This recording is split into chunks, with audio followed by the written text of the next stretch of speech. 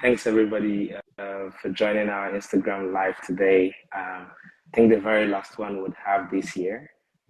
It's been like an exciting year all around, and I guess Xtina and Igsaan who are joining us today are like the perfect guests to like join end the year with. And I think it's we're doing something slightly different today. I mean, talking about like the intersection between art and conservation, which is something slightly different from like all of what we've offered like throughout the year. So super excited to be chatting to both of you today. And I guess I can start like with the first question to you, Xtina. Um, you describe yourself as a self-taught photographer, conservationist, author, and researcher. That's quite a lot. And you recently published your own book of photography. I was just wondering where this all started for you. What prompted your interest in photography and sparked your love for the natural world?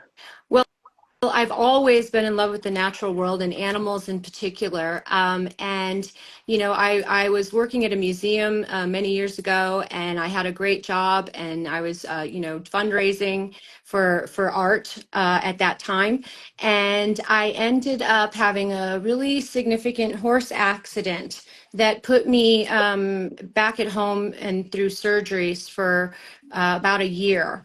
And during that time, it was like very introspective year, and I ended up, kind of hitting bottom emotionally. And at the end of that year, I found out that I needed to do something that was, bringing out my natural abilities. And I've always loved photography. And in high school, I was part of the camera club. And so I decided to get myself back up out of a bit of a depression. And I took a photography class on digital photography to try to learn my new camera. And from there, I got invited to go to Africa to photograph wildlife and nature, and it completely changed my life. So it was kind of the worst thing that ever happened became the best thing that ever happened. Great. That's really exciting to know. Guy, do you have like any follow-up questions? Yeah, well, I do. I'm lucky enough to have your book here called Rome. If I can show it on the screen there. I don't know if you can see that. And I've been going through here, and we thought we'd just choose one of my favorite pictures and ask you to talk us through it. And there's some beautiful images of animals and stuff, but I've chosen this picture as my very favorite because I don't know if you can see that. There's two Tommy tourists in Kenya pointing one way and a lion hidden by the vehicle walking out of the shot. And I love the humor of this pic, but I also read your sort of caption on it, but I love the fact that for me, it kind of shows that I think the animals obviously the animal here has got one up on us, and no matter how much we do and intrude on their privacy and their wildness, they seem to survive. Whether it's an urban environment or it's a wild environment. So maybe you could just talk us through a couple of those images, Xtina. That would be great. Yeah. So curiously enough, that photo was from that first trip to Africa. And I did see the humor in that. The people were pointing at a rhino in the distance, and they had no idea that there was a lion standing next to them on the other side of the vehicle. They did not know at all. I love So from my perspective, I was kind of chuckling because they just continued on driving after they pointed to the rhino. Brilliant. Yeah, and that's what I love about wildlife. There's personality in the animals, and I see that, and I try to convey that in the photos. That they're beings like we are, inhabiting our great planet, and they just can't speak for themselves. And so I'm really grateful for this opportunity to speak about my photography, but it's really about the animals, and my mission and everything I do is to try to protect wildlife, protect environment, and show animals in their natural environment, which is fastly dwindling. So I think that this platform and speaking to you guys is so important, and I appreciate that greatly. Great. Sorry, go for it, Lana. So I think Igsaan has been like nodding his head, and I think this time was sort of like, if we're driving, would say we're taking a detour like to my right hand side and like sort of looking at you. And I think my question for you would be, can you tell us a little bit about your journey? How did you find yourself at this intersection between art and conservation? It's, I mean, it's a really long journey. I think the journey could be very quickly summarized to me meeting Tina. That, you know, prior to Tina, I've been on a career path. I have a project-based platform in Cape Town where I work with younger emerging artists as well as established artists, showcasing them internationally. And I met Tina in America, and after speaking to Tina, you know, Tina provided me a platform to show some of my younger emerging artists in Williamstown in Massachusetts. We had the opportunity to have an exhibition called Transatlantic Hemispheres that brought younger artists from Africa, South Africa, that have never shown internationally. None of them showed in America. We had the opportunity. The show was really well. We got to place some of the artists in really good collections. And from that, me and Tina really started to work more together. But I got to understand more about the conservation part of Tina's life, you know, and minus the art. We started working together. Tina took me on safari to Botswana this year, and I got to experience it firsthand. And I came to this realization that I'm from Africa, and a lot of the artists that I worked with has never actually experienced that. And, you know, right now, me and Tina are working on some future projects where we can incorporate artists into understanding conservation, but also to be there, you know, with an artist residency where artists can work, but also experience, because a lot of the times you actually won't experience it unless being there. And that could then, you know, have the artists create awareness as well to what is happening. You know, with a lot of the artists we work with are ceramic artists, and they're finding play from site-specific areas. And you look at the Limpopo, you know, with all the Limpopo is getting hotter and drier. There's a lot more extreme rainfall. All of those elements as well influence, you know, the clay that would influence an artist. So in the future, we'll be hoping to do some projects where we can incorporate artists in that as well. Sounds really exciting. I think before I hand over to Guy, I just wanted to ask you on a personal note, did you enjoy the safari you went on? Oh no, I love it. It's changed me. Like, I mean, Tina jokes like I'm booked now, you know, like I'm going to places in and around Cape Town. I've always spent a lot of times in nature with hiking, but now it's almost a lot more important for me to understand the flora and the fauna, understand the animals, you know, like understand what's changing in nature as well and how it's affecting those animals. But yeah, life-changing experience completely. Great. Guy, I don't know if you've got like a follow-up question for Igsaan. Igsaan is very motivating for me. We also, you know, when we take our ambassadors into the field throughout Africa, like Linus will say in Nigeria, and when I'm in Southern Africa and the other guys all over Africa, we take artists and ambassadors and influencers in to film with them and you know, produce these messages that they can share with their following. And these are people who are pretty privileged, you know, many times, and yet almost to a point, none of them have ever been in the bush. None of them have experienced the wildlife. And I think also 100% of them have had the same reaction that you have. You know, even if they weren't invested in before, after experienced it. I think that's so important what you're doing, you know, to get artists and people from where you've come from and those sort of areas where, you know, get them interested, get them on the mountain, get them into the bush. And then it's a much easier, isn't it, conservation, when people have seen it and experienced it. Totally. I totally agree with that. Oh, that's great. Thank you. And then tell us, Igsaan, your own work. I mean, how's that going? Has that been sort of put by the wayside so you're promoting other artists, or are you doing some stuff as well at the moment?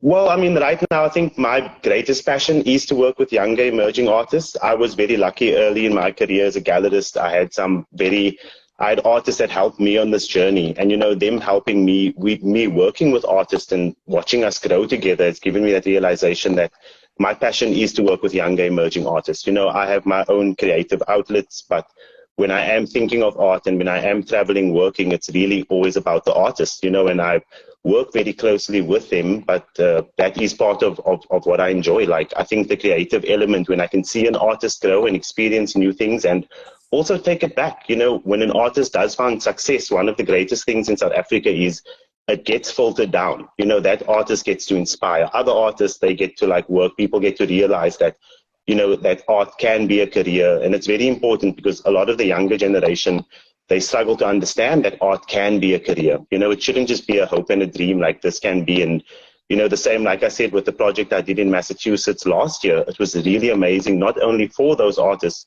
but other opportunities that arise after that. So, you know, within this global networking, it's so important to physically be there. So for me, I have my creative outlets, but definitely my passion is working with younger artists. I think that's fabulous. And also, from Xtina's point of view, obviously, you know, the art stretches across to photography, which is in itself a beautiful art. And that messaging and that filtering down to young aspiring photographers as well. I mean, do you have any message, Xtina, to youngsters in Africa who may be following and watching and listening? You know, I mean, photography is quite an expensive entry level, you know, but we do have phones and we do have other ways. Is there any way that to inspire a youngster who may not be, you know, have everything, how they could get involved if they have an interest? What would you say to them? Well, I mean, even as simple as street photography with your cell phone. You know, the cell phone is such an empowering tool of photography now, and that's how we share everything. And I mean, I'm taking professional photos with my camera, but then I'm posting them back on my cell phone to put them on Instagram and put them on my website. You know, so I feel like one of the most important things for me is education and working with children, and working especially with children in African communities. So whether it's through the photography or through my art, or taking children on safari and hosting them at my lodge in Botswana, and wherever we go, you know, trying to work with children in education, because it's the next generations that, you know, are inheriting the foundation that we're building. And especially for Africa, you know, my mission with the gallery, with the work that I do in conservation, or my photography, or with artists and local villages that are creating crafts that we sell at our gallery in Massachusetts and online. All of it is really focused to help the wildlife and help the environment and economically help the people. And so my belief is that, you know, helping people in Africa make good livings and have education and clean water and making sure that the people are taken care of, so that they have more time and effort and interest in starting to protect their environment and pass down the legacy of this incredibly majestic African landscape that needs protection. And it's for them, you know, to raise their children in a safe environment that is beautiful and open, and wide open skies, and, you know, beautiful landscape. And so that's one of the biggest things for me is helping all children, whether it's photography or art, or, you know, passing down their cultural heritage, which is extremely important for my gallery, you know, to try to help children, you know, get back to their roots and remember what their grandmothers did, you know. So that's what we're trying to do. Absolutely. I mean, sorry, Lyle, but without the community being supported and without their buy-in, there really is no conservation. And, you know, the two work hand in hand. And, you know, we must never be seen to be just trying to support the animals. Obviously, the community is foremost in conservation and how they benefit out of that conservation. So, yeah, I agree with you. I mean, that's really where it starts and finishes for me as well. Yeah.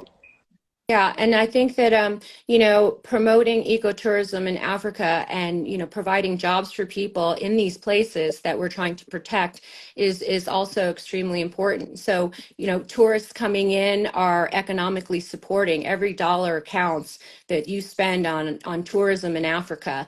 is something that goes directly back to people. And it also supports, if you're going to a safari park and on a photographic safari, you're helping the environment, whether you realize it or not. You're not just taking a vacation, you're helping the people by providing jobs for them at safari lodges and parks and, rangers that are on the ground boots protecting our wildlife. So everything counts, and we all appreciate that.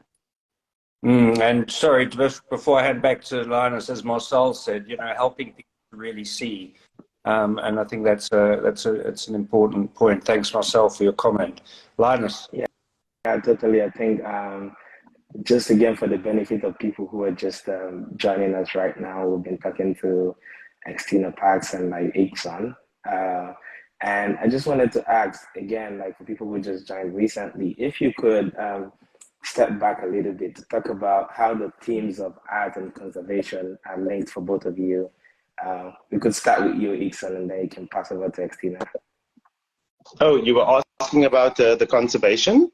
Yeah, how is the themes of art, how is art connected with conservation? Do you see any clear connections there? I think I do see the connection specifically with artists that use mediums that are very close to the earth. And I'll go back to, ceramic artists, or when you look at conservation, or you look at riverbeds or clay deposits throughout South Africa. I was talking to a ceramicist in the week, like they are changing. Like, these clay deposits are changing, like because of like the rainfalls and the droughts and the fact that it's getting hotter and drier. And I feel like these, if an artist can pick up on these type of things, it is about creating the awareness, for these artists it's directly with their mediums. But I think within the creative world, with a lot of younger artists, when you start thinking about how are we going to assist with global warming, how are we going to start, like sustaining our environment and like keeping all the natural habitats where they are, you start with art specifically. Artists would work around these issues. Like these issues will find their ways, whether it's painting, whether it's photography, whether it's ceramic. I feel like there is a deeper connection that sometimes, a lot of, when you think in Cape Town, we're very lucky to have the mountain and the ocean. But if you go to a lot of the urban cities, it's a lot harder for somebody in Johannesburg to find a sacred space in nature that they could go to, to meditate or to be closer. Like, yeah. Yeah, absolutely. Just like to welcome James Lewin, who's just joined us, who another great photographer like Xtina, and does a lot of work in conservation and assists us. So welcome, James, to the chat. Thanks. So, Linus, if I can just jump in again, Xtina, if I can come back to you, what is the main goal from what you've produced a beautiful book, you've got lodges, you've got your lodge, you're taking kids out. If you had one goal that you would hope to achieve from the work that you're producing, from the photography and the art and the people you're supporting and promoting, if there was one thing that you could hope to achieve, what would that be? What would you like to achieve with the work? Oh boy, that's a big one, because I don't have one goal. Okay, three. The one goal ends up being all the goals. It started out with me just wanting to take photos, and my life is completely turned upside down. And I am so passionate about trying to help the environment and help people and children and through education and the artists. And so my photography, my personal aesthetic is to try to convey to people these beautiful wide open spaces that animals roaming freely. The word roam means so much to me. It's like, freedom and roam. I don't like to see animals in cages. I'd like to see them in their own environment, not as pets for us. And so, balancing off of, I have the Fair Trade African Art Gallery, and that shows African contemporary art and also fair trade art. And that was all about trying to help the people that I came across while I was doing conservation, running into a village where women sell baskets in the same environment where elephants are roaming freely. How can we balance the human wildlife conflict? And that got me to going, well, okay, if I buy their baskets and then I'm able to sell them in America, maybe it'll help them send their children to school, give them more economic opportunities. So that's kind of my whole message is through my photography, whether you're interested in my photography or the African artwork or the crafts that are made by people in Africa, and I can showcase those and share those with people. I hope that on a deeper level, you'll hear one of my messages or all of our, united messages that conservation is of the earth is for all of us. It's for people, it's for animals, it's for insects and trees and wildlife to flourish, and protecting those habitats that are dwindling so quickly is important for humanity, and all of us.